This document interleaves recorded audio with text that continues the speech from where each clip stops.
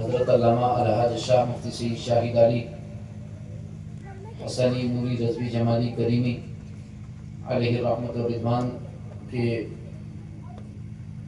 شاگرد ہیں، اور بہت والد ماجد علی رحمہ محدث رامپوری ان سے محبت بھی فرماتے تھے، اور یہ بھی حضرت سے بے پناہ محبت کرتے ہیں الحمدللہ، اور آج بھی وہی محبت ہے کہ میں آپ کے درمیان یہاں پر موجود ہوں الحمدللہ۔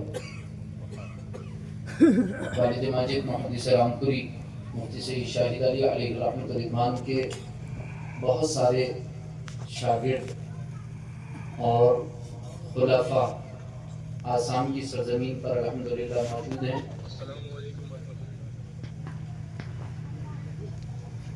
کچھ علماء دنیا سے رخصت بھی ہو گئے آسام کی سرزمین سے، جن میں حضرت مولانا اختر حسین صاحب آسامی بڑ لشکر، اللہ تعالیٰ ان کی مغفرت فرمائے، جنت الفردوس میں اعلیٰ مقام عطا فرمائے، اور اس کے علاوہ کئی ایک علماء اکرام، اور آج بھی الحمدللہ ایک بڑی تعداد محدث رامپوری مفتی سید شاہد علی علیہ رحمہ کے تلامذہ اور خلفاء کی یہاں پر موجود ہے۔ والد ماجد علیہ رحمت و رضوان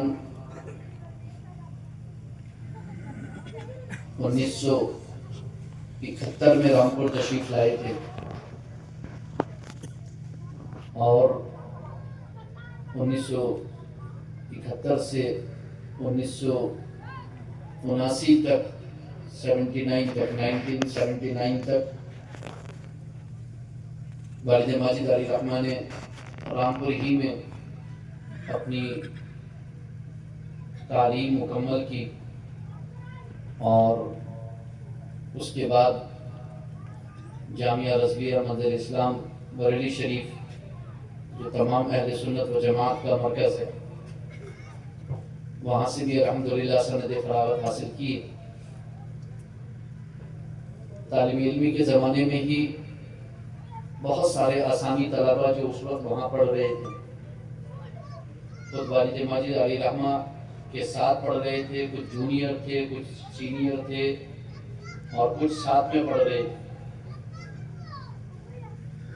اور پھر اس کے بعد جب والد ماجد علی رحمہ نے مدرسہ گلشن بغداد میں پڑھایا، پھر اس کے بعد اپنا ادارہ مرکزی درسگاہ اہل سنت جامعۃ الاسلامیہ بنت قدیم رامپور میں قائم کیا، جسے آج الحمدللہ 45 سال ہو چکے ہیں اس ادارے کو۔ تو قیام سے پہلے ہی سال سے الحمدللہ مرکزی درسگاہ اہل سنت جامعۃ الاسلامیہ کے قیام کے سال اول سے آسامی طلبہ کا مرکزی درسگاہ اہل سنت جامعۃ الاسلامیہ بنت قدیم رامپور سے رابطہ ہے۔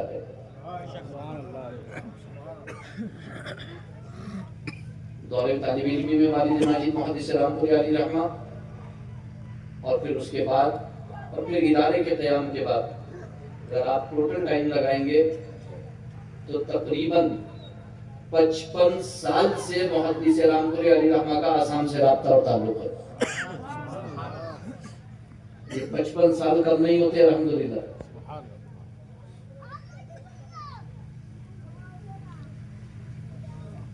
جس مدرسے سے رامپور کے والد ماجد محدث رامپوری علی رحمہ کی فراغت ہوئی،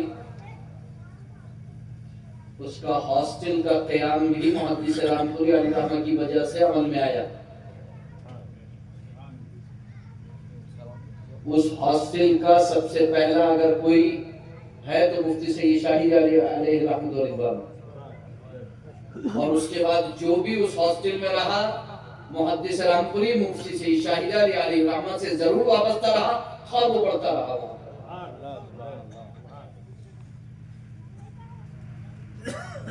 تو آج آسام کی سرزمین سے رامپور کی سرزمین کا تعلق، اور خصوصاً محدث رامپوری مفتی سید شاہد علی علیہ رحمت و رضوان سے تعلق، یہ 55 سال پرانا تعلق ہے۔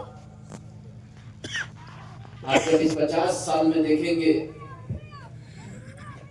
تو بہت سے یعنی سینکڑوں کی تعداد میں علماء اور فضلاء جو آسام کی سرزمین پر موجود ہیں، وہ محدث رامپوری علیہ رحمۃ اللہ سے وابستہ نظر آئیں گے. اور اتنی بات بالکل طے ہے کہ جو بھی سنی صحیح العقیدہ ہوگا وہ رامپور کی سرزمین پر مفتی سید شاہد علی علیہ رحمہ محدث رامپوری سے ضرور وابستہ ہوگا. سبحان اللہ سبحان اللہ. ایسا ہو ہی نہیں سکتا کہ وہ آسامی ہو, سنی صحیح العقیدہ ہو اور مفتی سید شاہد علی علیہ رحمہ محدث رامپوری سے وابستہ نہ ہو.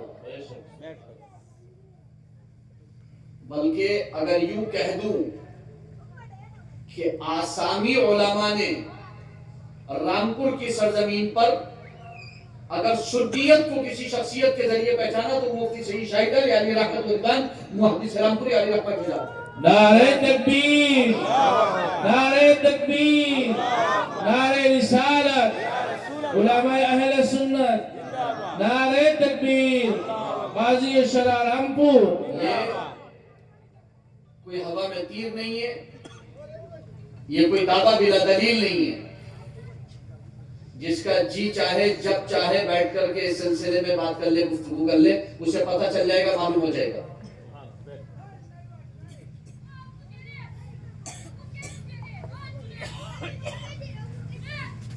ہم اہل سنت و جماعت کا علمی شجرہ,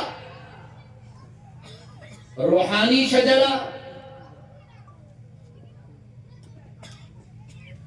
شریعت و طریقت کا شجرہ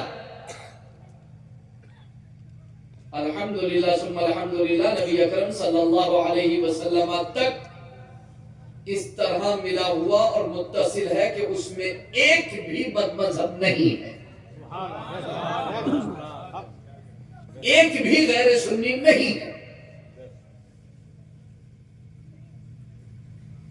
رامپور سے آسام کی سرزمین پر آنے والا ہر مولوی اپنا اتنا صاف و شفاف شجرہ دکھا دے, نہیں ہو سکتا. جو مرکزی درسگاہ اہل سنت الجامعۃ الاسلامیہ رامپور سے رامپور کی سرزمین پر وابستہ ہوگا, اسی کا شجرہ پاک و صاف ہوگا, علمی بھی, روحانی بھی, شریعت کا بھی, طریقت کا بھی. اور الحمدللہ ثم الحمدللہ وہ نبی اکرم صلی اللہ علیہ وسلم تک ایسے سلسلے میں وابستہ ہوگا کہ جن میں کوئی ایک بھی بد مذہب اور گمراہ اور بد دین اور بد عقیدہ نہیں ہوگا. اور ہمارے اسلاف کا شجرہ تو وہ ہے الحمدللہ کہ بد عقیدگی, بد مذہبی تو بہت دور, بد عملی تو بہت دور, وہاں بد اخلاقی بھی نظر نہیں آئے گی الحمدللہ الحمدللہ.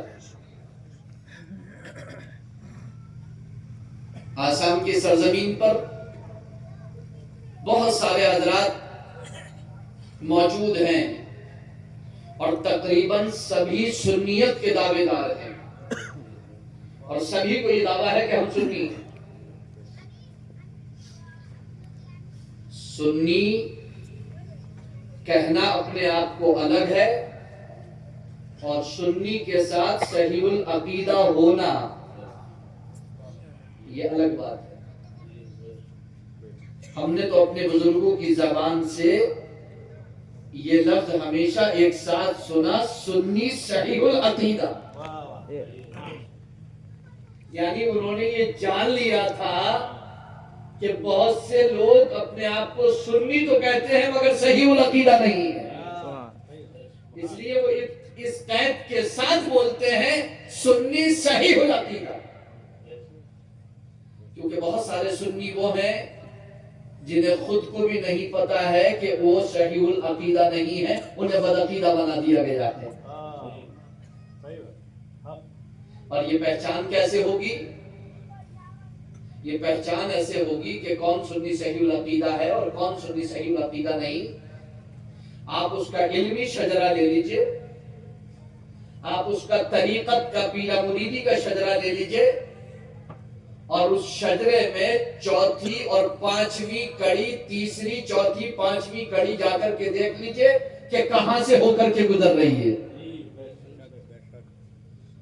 اس کی تیسری چوتھی پانچویں کڑی جب آپ دیکھیں گے جیسے ہی اس کا شجرہ ہندوستان سے نکلے گا تو سیدھا ابن عبد الوہاب نجدی کو ٹچ کرے گا اور وہاں سے سیدھا ابن تیمیہ کو ٹچ کرے گا.